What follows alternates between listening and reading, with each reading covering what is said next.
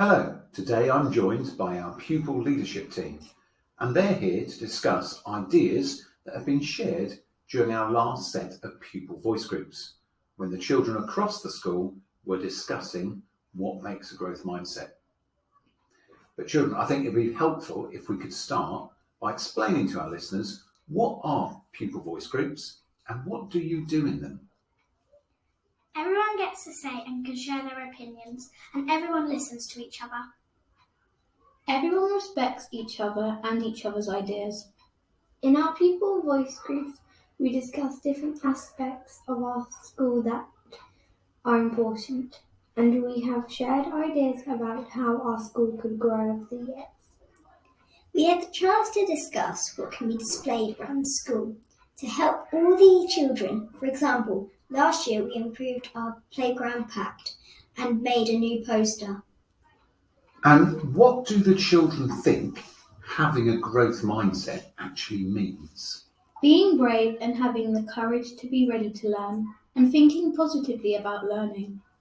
To challenge yourself and overcome difficulties, being confident in your learning, and to be proud of what you have done. It's also about rethinking things and looking for new ways. When someone believes in themselves enough to take on new challenges and not be worried about getting something wrong first time or what other people think, always trying to look on the bright side even when you're getting critical feedback, as it will help you improve. Maturing your mind by stepping out of your comfort zone and knowing there is always room for improvement, because although a task might be finished, learning never will. And what examples can you share?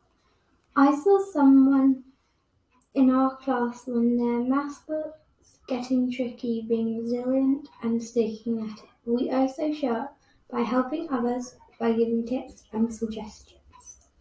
We often work as a team and encourage each other not to give up.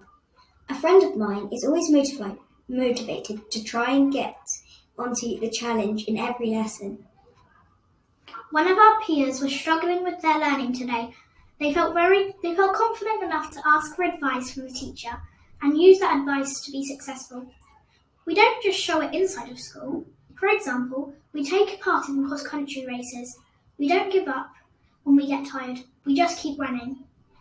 When we are editing our work, such as our writing in English, we are showing a growth mindset because we know our work can be improved. Well, those all sound fantastic examples. So if you were to try and sum it up, what advice would you give to other people about developing a growth mindset? To always go that one step further, even when things are hard, because challenges were made to be overcome, and that helps your brain to grow strong. You should focus on progress, not perfection.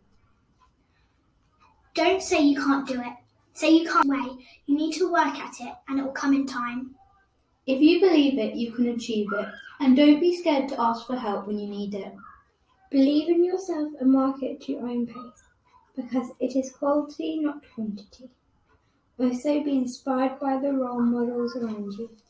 Well, thank you very much for sharing your ideas, and I'm fairly sure our listeners are going to be inspired to develop their own growth mindset after listening to you all.